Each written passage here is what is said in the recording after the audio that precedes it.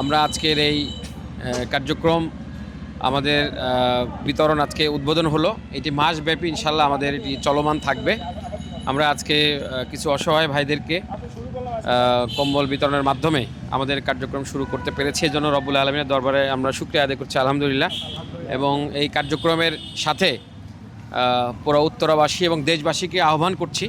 আমাদের আমির জামাত ডক্টর শফিকুর রহমানও যে আহ্বান করেছেন যে মানুষ হাড় কাঁপানো শীতে কাঁপছে, বিশেষ করে উত্তরবঙ্গ সহ যে সকল এলাকাতে মানুষের শীতের জীবনযাপন করা কঠিন হয়ে গেছে।